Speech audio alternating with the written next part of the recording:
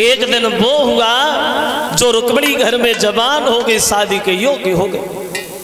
तो एक दिन रुक्मिणी और भीष्मक ने अपनी बेटी की तरफ देखा कि अब हमारी बेटी जवान है, और जवान हो गई है तो माता पिता का ये हक बनता है जब लड़की जवान हो जाए, शादी के योग्य हो जाए, तो घर में कोई काम करो अन्यथा न करो, लेकिन लड़की की शादी बहुत जरूरी है।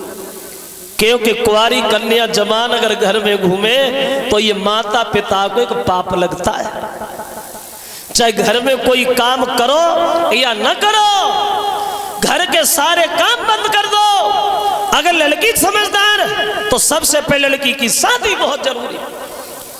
तो भीष्मक अपनी पत्नी से सलाह मिलाते और दरबार में जाकर के सबको कहते, देखो भैया, आज दरबार के जो भी काम होने थे वो काम बंद कर दो।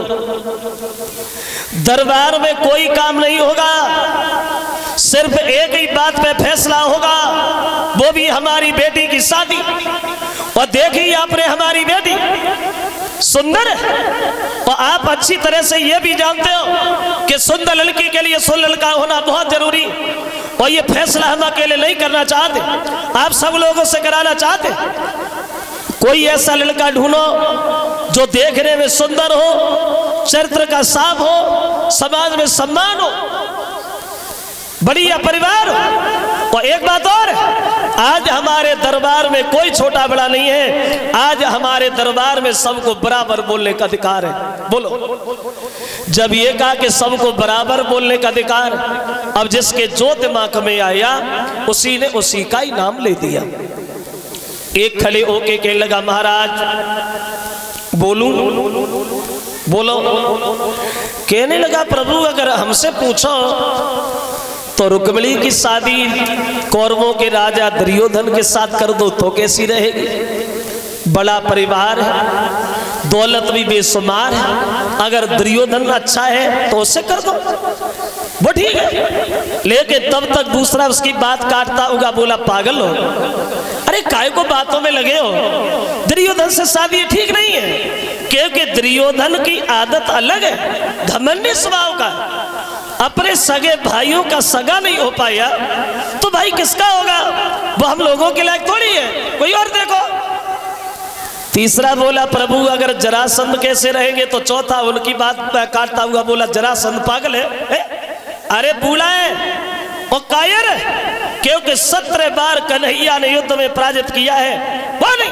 और कोई देखो, अब तो भीष्म के दरबार में एक मुसीबत खड़ी होगी, एक किसी की भलाई करता है तो दूसरा उसकी बुराई करने लगता है, एक गुण बताता है तो दूसरा उसके अवगुण गिनाने लगता है।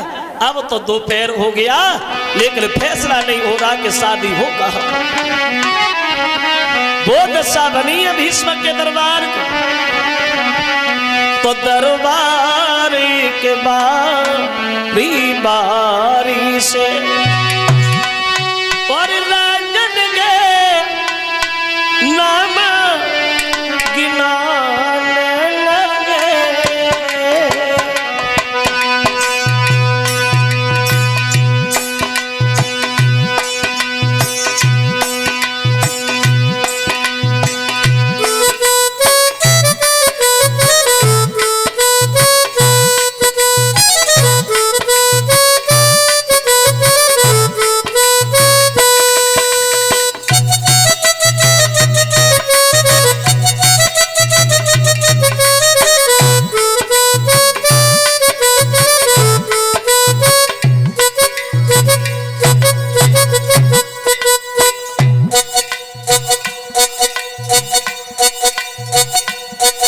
सुबह से दोपहर, दोपहर से शाम, लेकर ये कोई काम नहीं कर पा रहा कि रुक्मिणी की शादी हो किससे। वो दशा बनी।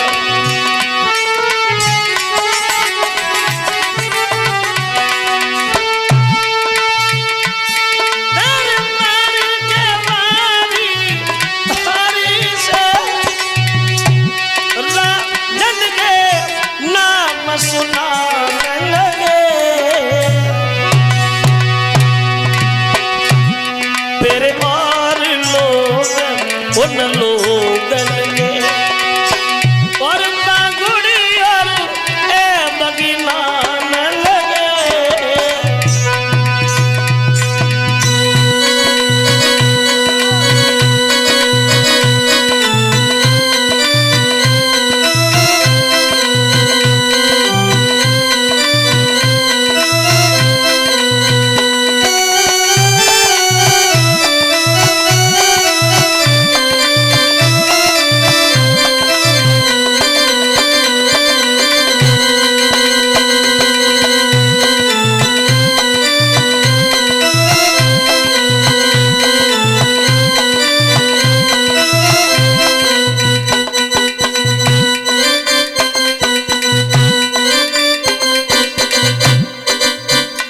सुबह से शाम होने को आ गई दरबार में, लेकिन ये फैसला नहीं हो पा रहा शादी कहाँ की जाए रुक्मिणी की।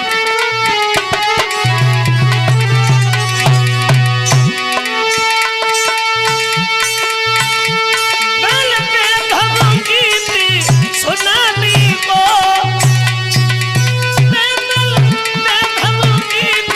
सुनानी को कोई भी